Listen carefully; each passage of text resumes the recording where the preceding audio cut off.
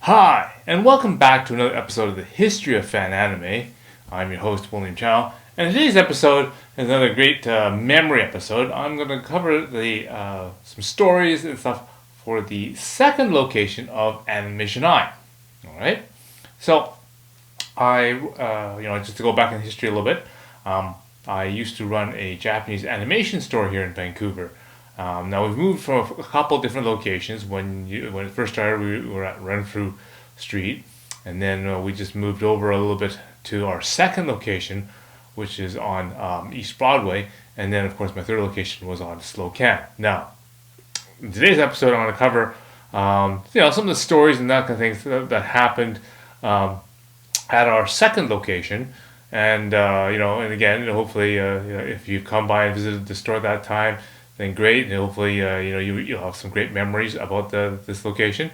Now, one neat cravat about this particular location is that even though this is probably one of the nicest locations that I was in, I have I have virtually no pictures or anything from this particular site. So again, if anyone if you have ever come into the store and have taken pictures, I know.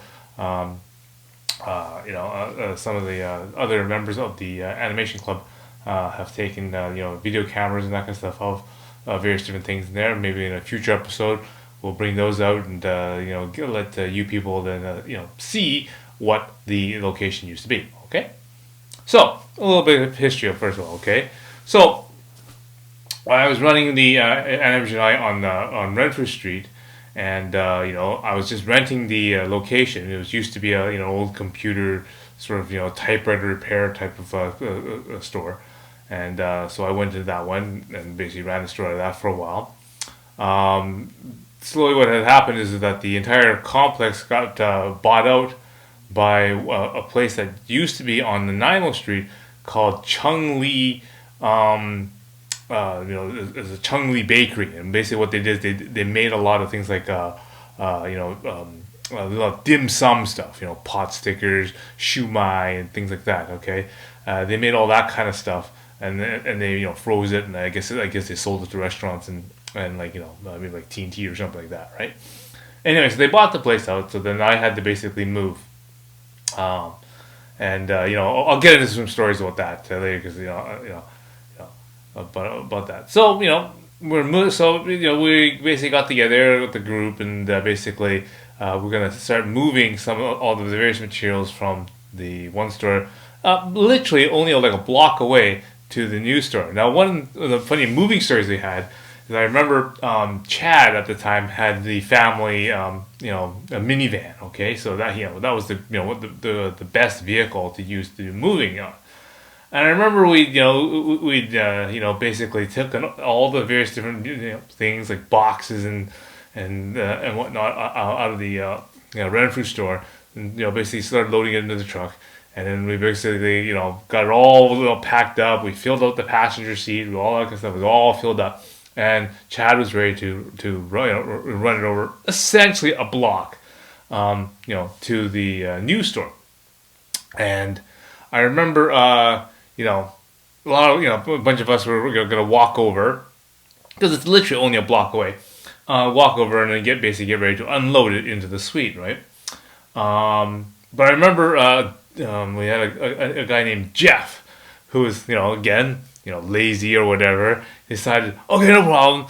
I'll just climb onto the top of the minivan and I'll just ride on the top of that, right? And of course, we're not thinking about safety and seatbelts and whether I get caught by the cops or anything. So here he is, he gets on top, and we drive. Chad decides, okay, we'll drive really slowly down the alley so that no one really sees us, and then we shouldn't need to make any emergency stops. So he goes flying off the top of the minivan. But so one of the real crazy things. So we just trickle the way down this alley really, really slowly, and then I remember we got to like the very end where there's like the bump for the curb, right? And just that little bump of the curb almost it was enough to tossle Jeff off the top of the minivan, and so that was kind of one of our weird sort of Dukes of Hazzard moment that we had moving the stuff off. So, but it's fine. We moved all the stuff into this suite. Now, this complex that we now moved into is a really, shall I say, very nice complex. It's owned by the city of Vancouver, and the main reason why I decided to do an episode today is because I walked by it on my way back from work, and I noticed that finally they're repairing the place. They've got construction guys all over the place, and they're basically gutting the place out and repair it, and that is why it reminded me of some of the stories that happened in this particular store. So that's why I'm doing this episode in sort of while my memory's still fresh about some of the things that are in this particular place. So before I get into that story, let me describe the complex a little bit. So this complex is owned by the city of Vancouver, and it's a very large complex. At the time, it held the western region of Canada, the Canadian Cancer Society agency. So for basically all of Western Canada and the Yukon, that was the branch office for the Cancer Society.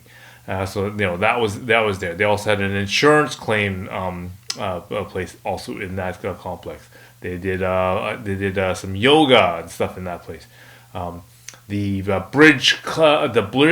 Vancouver Bridge Club Society also meets there to play games of bridge at night.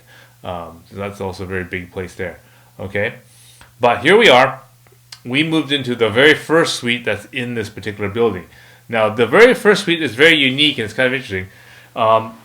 It used to be CKO FM radio. Okay. So it used to be a radio station, FM radio station. Basically does all news radio type of format. Okay.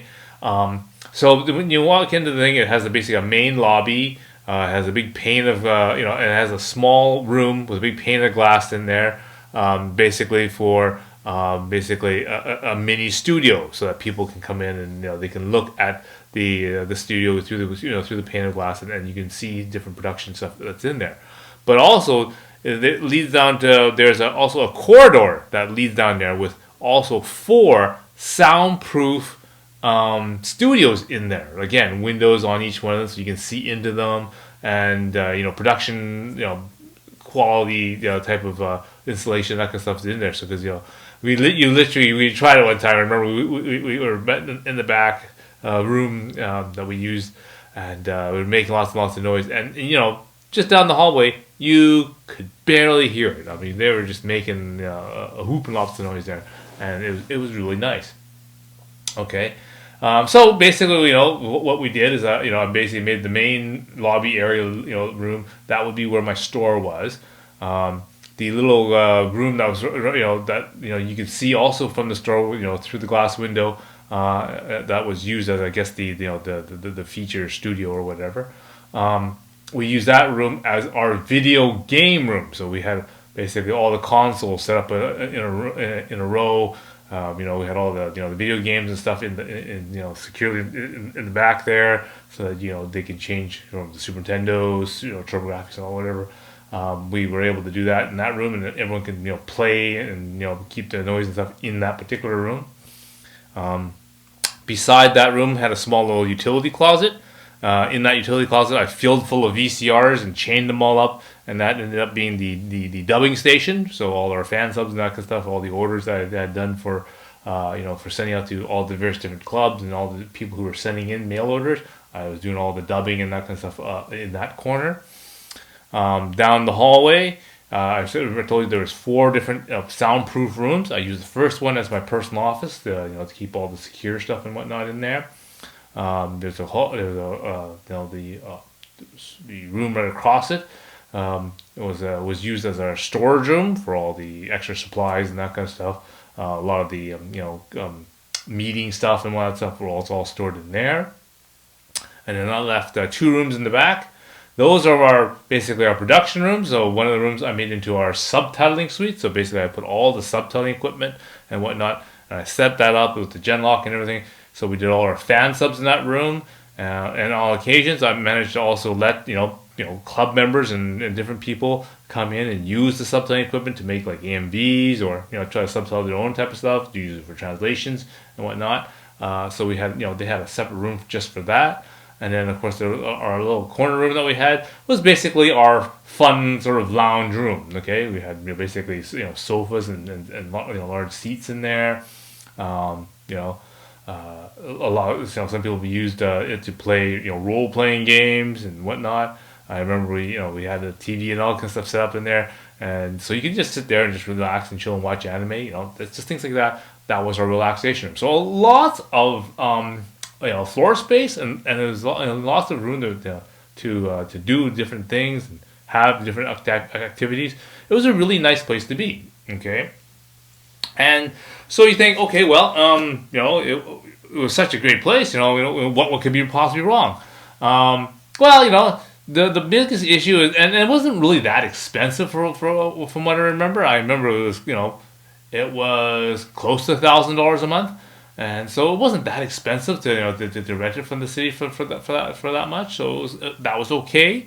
The major issue that I had with the place, again, the why I remembered it so well is that when I walked by it, they're gutting the place out and repairing it, and then that goes to remind me that how many of the different things in this place was literally about the building itself was so bad that the city never bothered replacing or fixing anything. So if usually when you rent the place and you have a complaint or something wasn't working or whatever, then they'd be right on it. They'd fix it. They were on it.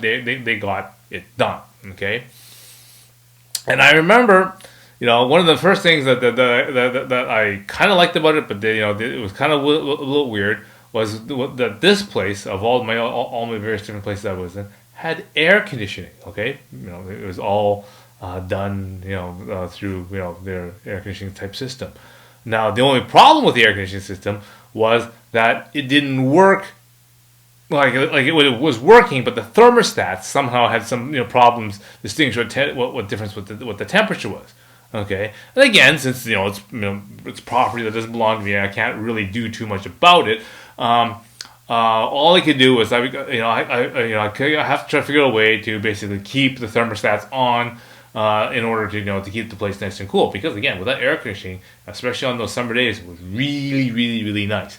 Okay, so what we'd basically do is we'd go down to the washroom there. Okay, we get some hot water or whatever, and we basically basically warm up a wet rag. Okay. Either that, or if the rag is already wet, we'd take it and we'd throw it into the microwave it, so it's nice and piping hot. Then we take that rag and we'd put it on top of and kind of cover up the thermostat, okay? So that way it would think it was like really, really, really, really hot, and then of course it'd kick in the air conditioner and it would keep the nice place nice and cool while it did. And again, it also worked the opposite way around. So if it was wintertime and we needed to keep it warm and keep it toasty, we'd go basically to the washroom, get some cold, put some cold water onto the rag, and then basically wrap the air conditioner in this cold rag to make it think it's really, really cold, and then it'd kick in the heater, and then it would do that and do all that stuff. And it was really nice because, as I said, the electricity was covered in the bill in the rent. The garbage was also covered in the rent because they had the big dumpster bin. So, at the time I was doing lots of renovations and that kind of stuff in my own house, and so I was taking all the residential garbage and I was just tossing it in there. So that was always fun, and also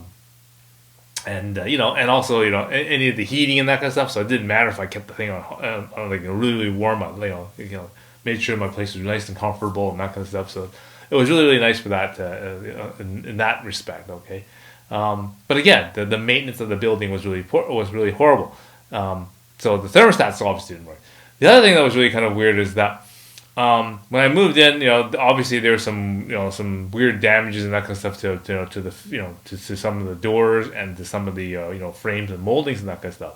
And again, instead of replacing them with new pieces or whatever, or if there was cracked things due to damage to moving and that kind of stuff, they didn't bother trying to repair any of those things. What they did is they replacing them. They sort of patchwork repaired them. And so one of the things that they did on the door jambs, on the broken doors and on the broken frames, they basically just used hot glue and like wood glue, and they basically just filled in the gap, and they just kind of injected some of this glue stuff in there and some filler in there, and they just let it set that way, even with like a broken pieces sort of not quite 100% matching up, but they still just kind of glued them into place, and so it was really kind of Mickey Mouse how they did that. But I guess again, to save money, the city doesn't want to pay you money to get that stuff fixed. So I remember a couple of doors were like that, and that was kind of thing.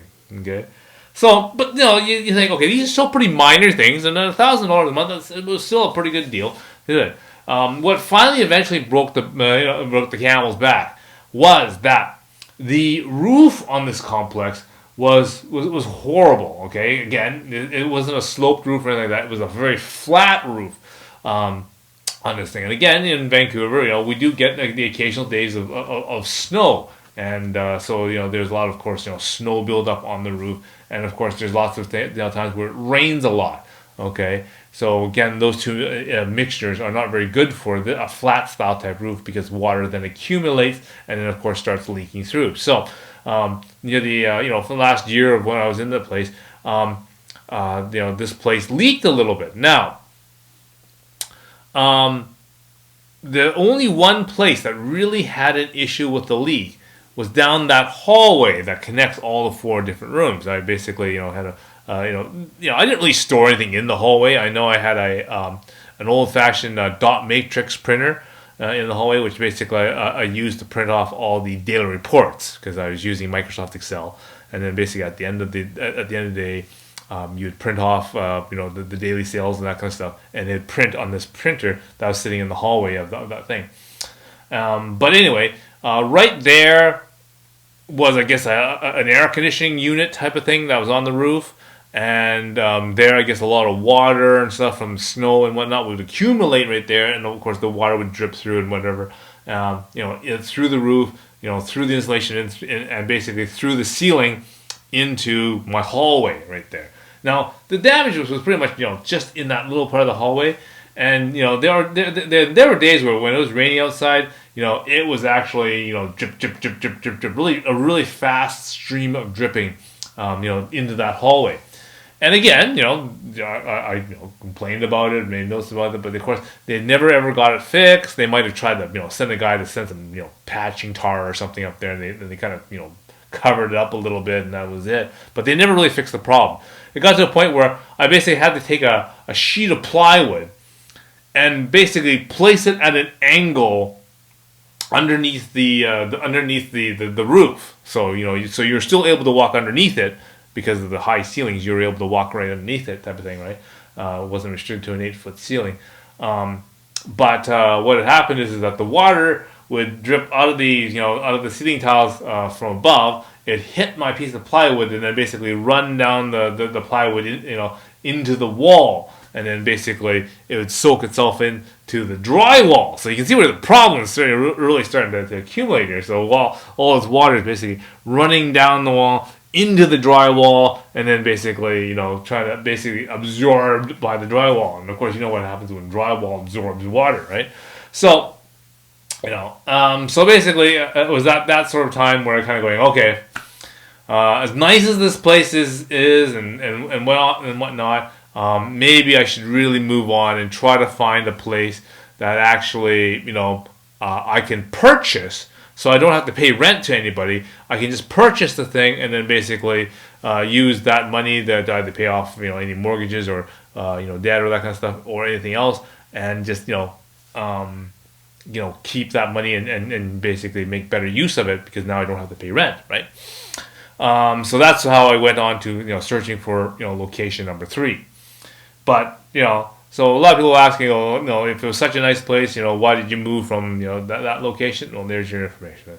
It's because of the fact that the city of Vancouver just the building was so poorly maintained, and and you got to think, I rented this this building back in like 1995. Okay, we're at 2019 now. Okay, so we're almost at like 15 years, okay, since I rented it, And now they're finally gutting the place out. Now they're finally fixing the roof. Now they're, so basically you got to think all these other places, including the Canadian Cancer Society has moved out. I've moved out. The insurance place guys moved out. Okay, these are all these people have left the building because the building was in such poor condition, poor shape that even now and only now have they actually gone through and actually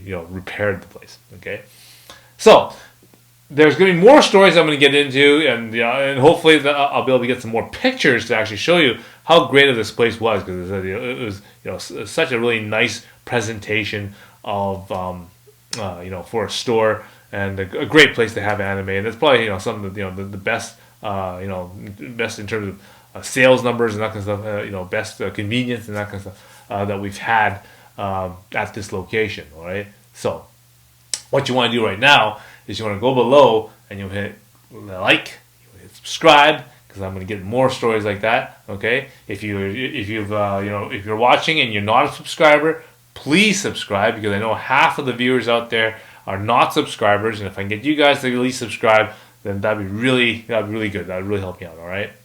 Okay. So until next time, see you again.